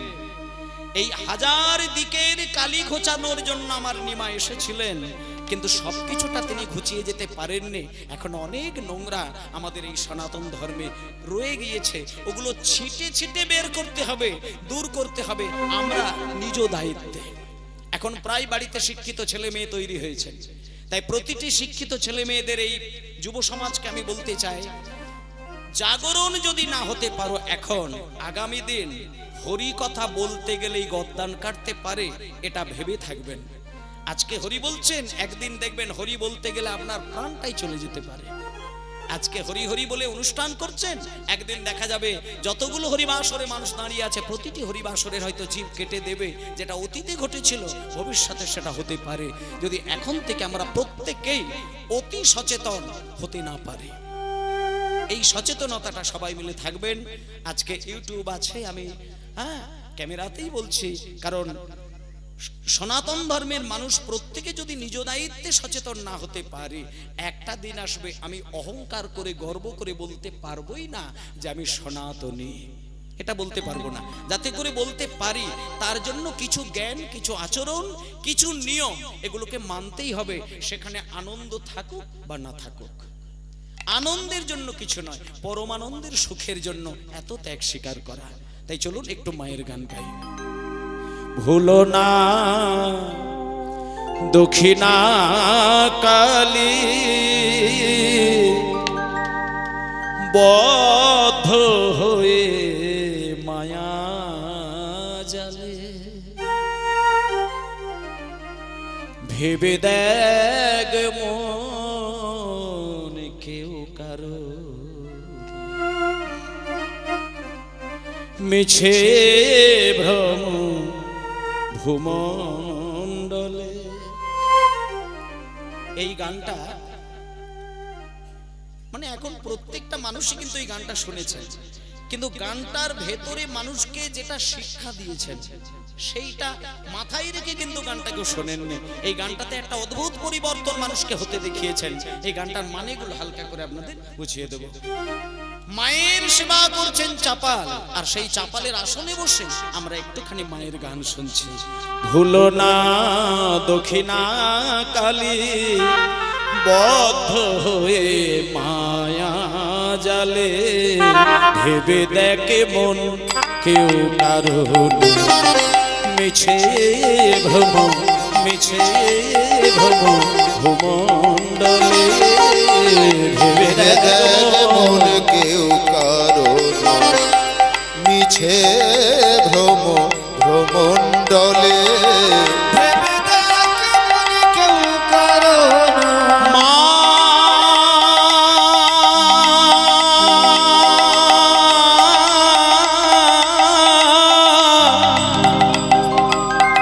মা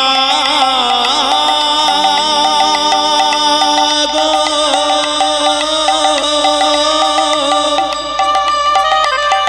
মা মা মা মা, যার জন্য মোর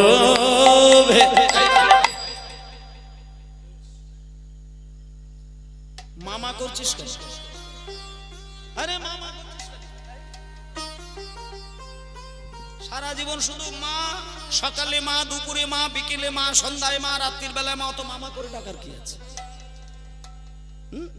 আবার বলতে গেলে আবার খোল বাজাচ্ছিস। কোন ছেলে মাকে ডাকে বল? কে মাকে ডাকে? সারা জীবন শুধু মা মা ম্যা ম্যা মা মা ম্যা ম্যা কে করে? বলে শোনো, সারা জীবন ধরে সেই ছেলেটাই মামা করে ডাকে যে ছেলেটার বাড়িতে ভালো গিন্নি জোটেনি। আচ্ছা মায়েরা সত্যি করে বলুন তো, কোন ছেলে যদি একটা সুন্দরী মেয়েকে বিয়ে করে নিয়ে ঘরে আসে, তা সেই বউয়ের নাম করবে না সারা জীবন শুধু মায়ের কাছে গিয়ে মায়ের নাম করবে? বিশেষ করে বর্তমান পরিস্থিতিতে দেখবেন, ছেলেরা যখন বিয়ে করেনি ততক্ষণ পর্যন্ত মা বাবা দাদু ঠাম্মা, মা বাবা দাদু ঠাম্মা কত কিছু করেছেন, কিন্তু যেদিনকে বিয়ে করে নিয়ে আসলো তার কটা দিন পর থেকে আর কিন্তু মামা করে বেশি ধাক্কা নয়।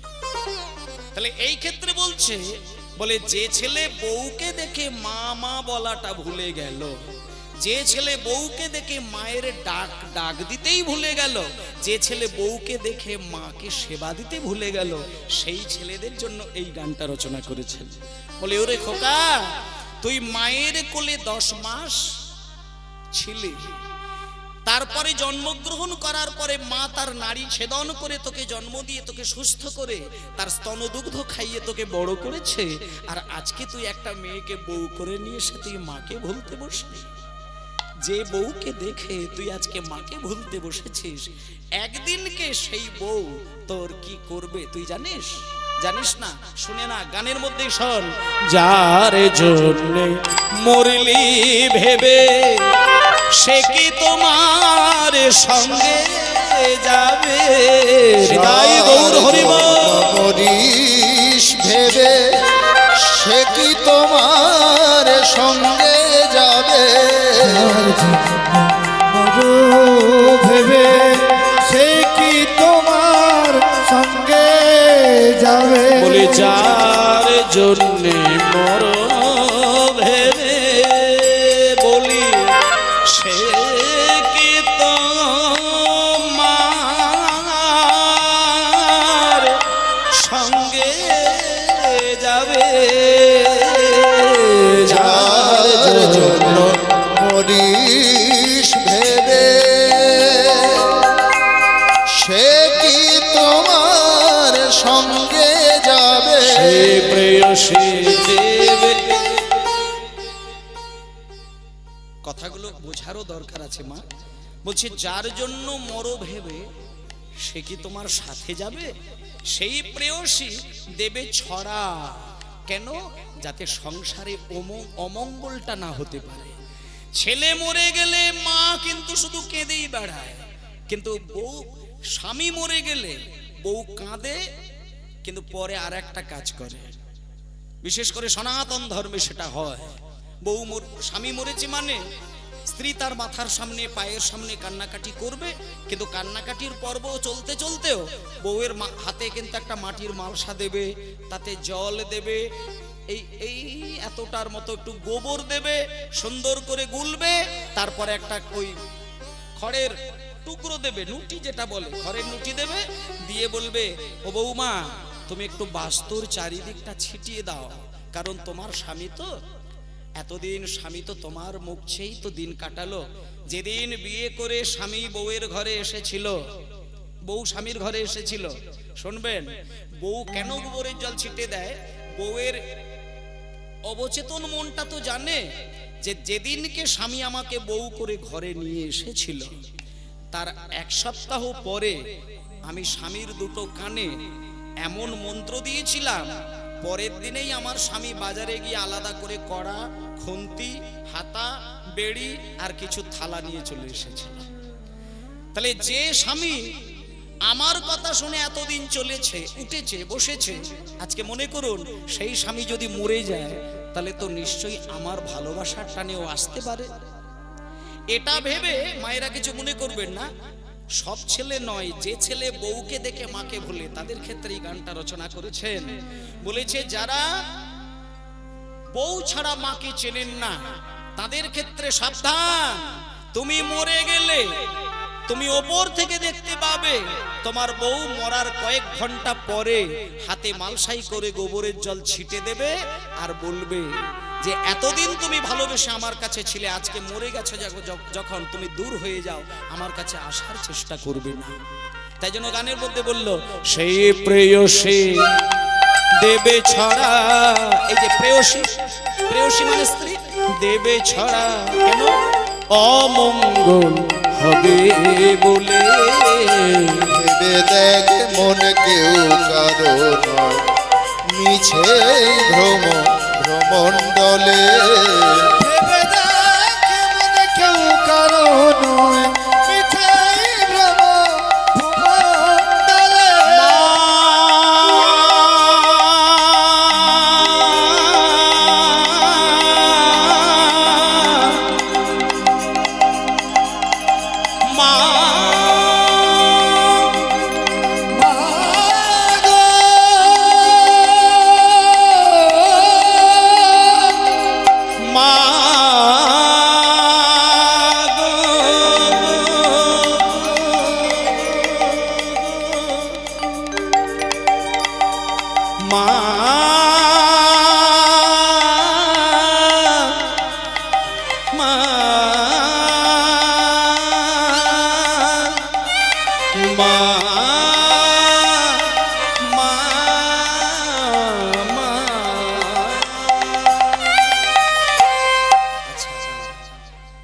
এখানে যারা মায়েরা আছেন তারা যেন আমাকে আবার ভেতরে ভেতরে অভিশাপ দেবেননি, যেন আবার বলে এতক্ষণ ঠিকই ছিল কিন্তু আবার বউয়ের পালাটা তুমি কেন জুড়লে। কারণ এমনিকেই স্বামীকে কতদিন ধরে বলছি একটা নাক কড়াই এনে দিতে, আজকে 7 বছর হয়ে গেল একটা নাক কড়াই দেয়নি, আর তুমি আজকে যে পালাটা জুড়লে বাবা, এ তো নতুন করে নাক কড়াই দেওয়া তো দূরের কথা, যা আছে সেগুলোও না উচ্ছন্নে চলে যায়। দেখুন আমি কিন্তু বউয়ের পালা এখানে জড়িনি। একটা কথা আপনাদের বলে দিই, আমি কেন, কেউ এটা বলেইনি যে তুমি বউকে না ভালোবেসে মাকে ভালোবাসো, এটা কেউই বলেনি। বউকে তুমি ভালোবাসবে যাকে অগ্নি সাক্ষী করে বউ করলে, যাকে 7 পাকে বেষ্টন করে স্ত্রী রূপে মর্যাদা দেবে বলে তুমি তাকে বিবাহ করলে। কোনো শাস্ত্র নয়, কোনো দর্শন নয়, কেউ তোমাকে বাধা দিতে পারে না, কারণ এটা তোমার অধিকার বউকে ভালোবাসার। কিন্তু একটা কথাই সবাইকে বলে যে বউকে তুমি ভালোবাসো, কিন্তু এটাও তুমি দায়িত্বের মধ্যে রেখো যে বউকে ভালোবাসতে গিয়ে মা বাবার ভালোবাসাটা যেন বলি না হয়ে যায়। কারণ তুমি সন্তান, তুমি পুরুষ মানুষ, তোমার ক্ষমতা এটা থাকা উচিত বউ বউয়ের আসনে থাকবে আর মা মায়ের আসনে থাকবে। কোনোদিন মায়ের আসনটাতে যেন বউ বসে না যায়, এটা যদি কোনোদিন হয়ে যায় তাহলে তোমার সর্বনাশ হয়ে যাবে। এবার অনেকে বলতে পারে যে আমার বউয়েরও দরকার নেই, মায়েরও দরকার নেই, আমি বিয়ে থাও করবো না, মা বাবাকেও খাওয়াবো না, আমি কোটি কোটি টাকার মালিক, লোকে আমাকে দাদা বলে, লোকে আমাকে নেতা বলে, সারা দুনিয়ার লোকে আমাকে সম্মান দেয়, আমি একটা তুড়ি মেরে দিলে আমার 1000 লোক পিছনে ছুটে আসে, আমি ধ্বংস করে দিতে বললে গ্রাম ধ্বংস করে দেবে। বলে ভাই এ তো তোমার দুদিনের ছোঁড়া, দুদিনের নেতা, শুনবে তাহলে শুনে নাও। দিন 2-3 জন্যে ভবে করে তা বলে তোমায় সবাই মানে, দিন 2-3 জন্যে ভবে কর্তা বলে সবাই মানে, সেই কর্তারে দেবে ফেলে, সেই কর্তারে দেবে ফেলে, কালা কালে কর্তা এলে, সেই কর্তারে দেবে ফেলে কালা কালের কর্তা এলে। দেখ মন কেউ কারো মিছে ভ্রমণ্ডলে, মনে কেউ কারো নয় মিছে ভ্রমণ্ডলে, কেমন কেউ কারো নয় মিছে ভ্রমণ্ডলে। মন কেউ কারো না। সবাই বলুন চাপাল গোপাল কি জয়, চাপাল গোপাল কি জয়, চাপাল গোপাল কি জয়। এই এতক্ষণ ধরে চাপাল বাবা ঠাকুর মন্দিরে পুজো করছিলেন। আস্তে এবার যখন দরজার বাইরে চাপাল গোপালের জয়ধ্বনি দিচ্ছেন, কয়েকজনের কণ্ঠ পাচ্ছেন ভেতরে, তখন চাপাল গোপাল বলছেন এমন সময় কে আমার দরজায় আমার জয়ধ্বনি দেয়? দারোয়ান ছিল, দারোয়ানকে বললেন দেখো তো দরজার সামনে কে জয়ধ্বনি দিচ্ছে। তখন বাইরে গিয়ে দেখছেন বেশ কয়েকজন ব্রাহ্মণ ঠাকুর, এই যে আপনারা কোত্থেকে এসেছেন? তখন বলছেন দারোয়ান সাহেব আমরা এই এলাকারই কতজন ব্রাহ্মণ, আমরা এসেছি চাপাল গোপালের সাথে কিছু কথা আছে। চাপাল গোপাল বাবা ঠাকুর কি বাড়িতে আছেন? তখন বলছেন হ্যাঁ উনি বাড়িতে আছেন। এই সবে উনি পুজো থেকে উঠলেন। আচ্ছা আপনারা একটুখানি দাঁড়ান, আমি শুধু গিয়ে অনুমতিটা নিয়ে আসছি। এই বলে চাপাল বাবা ঠাকুরের কাছ থেকে অনুমতি নিয়ে আসার পরে যথারীতি তারা ভেতরে গেলেন, গিয়ে বললেন চাপাল বাবা ঠাকুর কে? এই আমরা এই বলা যেতে পারে কয়েকজন ব্রাহ্মণ ঠাকুর, আমি একজন পণ্ডিত, আমরা সবাই একজন পণ্ডিত। আচ্ছা পণ্ডিত মহাশয়গণ বসুন, কেন এসেছেন? এমন সময় আমার দরজার সামনে কই এর আগে তো কোনোদিন দেখি না। তখন ব্রাহ্মণ ঠাকুরগণ বলছেন চাপাল গোপাল তুমি আমাদের থেকে অনেক বয়সে ছোট, তাই তোমাকে তুমি বলেই কথা বলি, তোমার নাম ধরেই কথা বলি, কারণ আমাদের তো বয়সটা কম হয়নি। দেখুন যে ব্রাহ্মণগণ গেছিলেন তারা কিন্তু অনেকটা বয়সে বেশি ছিল চাপাল গোপালের থেকে, তারা একজন মহাজ্ঞানী পণ্ডিত, তো চাপাল গোপালের বয়সটার থেকে তারা বেশি বয়সে ছিল। তারা গিয়ে বলছেন চাপাল শোনো, তুমি কি নিমাইকে চেনো? নিমাই? হ্যাঁ নিমাই, যাকে নিমাই পণ্ডিত নামে জানে। হ্যাঁ নিমাইকে তো জানি, ও তো জগন্নাথের ছেলে নিমাই। বলছে হ্যাঁ জগন্নাথ মিশ্রের ছেলে নিমাই, কিন্তু ওর ওই কিছু দুষ্টু কাজের কথা কি তুমি শুনেছ? দুষ্টু কাজ?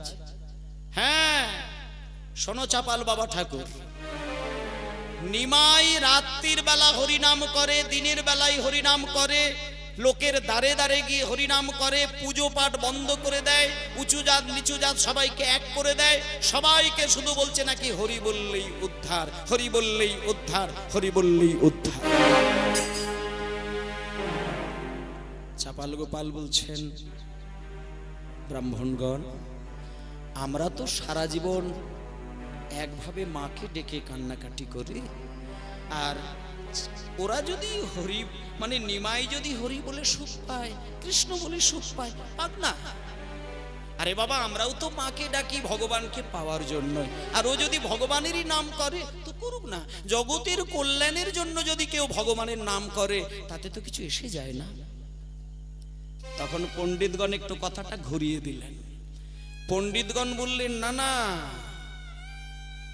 চাপাল গোপাল জগতের কল্যাণের জন্য হরিনাম করুক, তাতে তো অসুবিধে নেই, কিন্তু অসুবিধাটা তো অন্য জায়গায়। বলছি কি, বলে হরিনামই যদি করবে, ধর্মের আলোচনাই যদি করবে, শাস্ত্র আলোচনাই যদি করবে, তাহলে রাত্রির 12টার পরে দরজা বন্ধ করে দিয়ে ফিসফিস করে কি করে?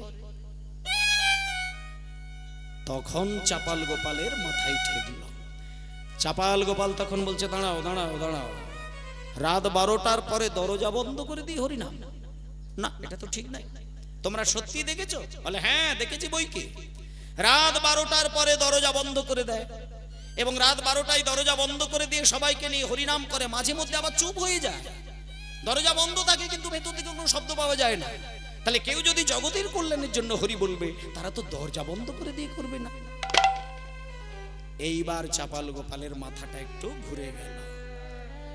দেখুন, মানুষের মাথা খাওয়ার জন্য বেশি সময় লাগেনি, আর মানুষ এইরকমই পারে। মানুষ পাখির খাদ্য খায়, মানুষ পশুর খাদ্য খায়, আর মানুষ মানুষেরও খাবার খায়। আবার পারলে পরে মানুষ মাঝে মধ্যে মানুষের মাথাও চিবিয়ে খায়। এটা হচ্ছে মানুষের ধর্ম, কিন্তু পশু পাখির ধর্ম নয়। ওই জন্য মানুষকে মুনি ঋষিগণ বলেছেন যে এ জগতে যত প্রাণী আছে প্রত্যেকেই জন্ম নেয়, মৃত্যুবরণ করে। তাদের জন্য পাঠশালায় যেতে হয় না, ধর্ম আলোচনা করতে হয় না, তাদেরকে মা বাবার কোলে বসে শিক্ষা নিতে হয় না, এবং গুরুকুলে গিয়ে মন্ত্র নিতে হয় না। কিন্তু একমাত্র মানুষকে এত কিছু করতে হয়। বলে কেন করতে হয়? তার কারণটি হচ্ছে মানুষ হচ্ছে মনোমুখী, মানুষ ধর্মমুখী নয়। আর বাকি সমস্ত প্রাণী তারা ধর্মমুখী, তারা মনোমুখী নয়। তাহলে ধর্মমুখীর সঙ্গে মনোমুখীর পার্থক্য কোথায় মায়েরা? শুনে নিন।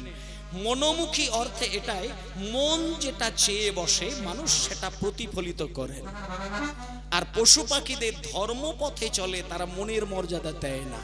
যেমন তার ছোট্ট প্রমাণ, যাদের বাড়িতে গরু আছে, যাদের বাড়িতে ছাগল আছে, আপনি যদি গরুকে 1 মাসও না খেতে দিয়ে গোয়ালে বেঁধে রাখেন, আপনি যদি সিংহের খাবারটা নিয়ে 1 মাস পরে গরুকে ধরান, গরু না খেয়ে খেয়ে চিৎকার করে মরে গেলেও সিংহের খাবার কিন্তু গরু খাবে না। একটা পাখি সে তার খাবার খাবে, কিন্তু অন্য খাবার খিদের জ্বালায় মরলেও সে খাবে না। সিংহ সে হিংস্র হতে পারে, কিন্তু সে নিজের খাবারই খেতে চায়। সে যদি না খেতে পেয়ে মরেও যায়, কিন্তু সে অন্যের খাবার টেনে খায় না।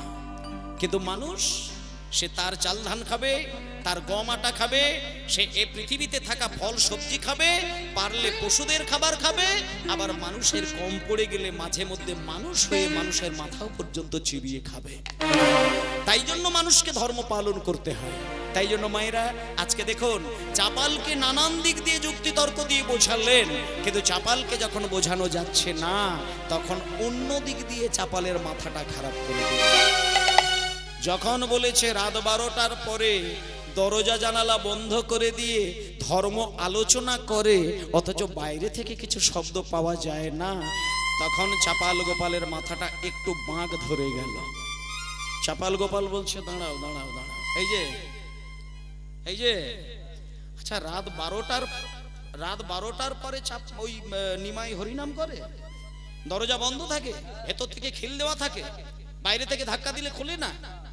তাহলে এক কাজ করো, তোমরা বাড়ি যাও, তোমরা যে যার বাড়ি যাও, আমি দেখবো রাত 12টার পরে ওর ঘরে গিয়ে কিভাবে তারা হরিনাম করে। এই বলে মায়েরা যেদিনকে ব্রাহ্মণগণ চাপালের মাথাটাকে সুন্দর করে বুঝিয়ে দিয়ে বেরিয়ে এলো, ঠিক তার পরের দিনে ঘোর রজনীতে চলিল চা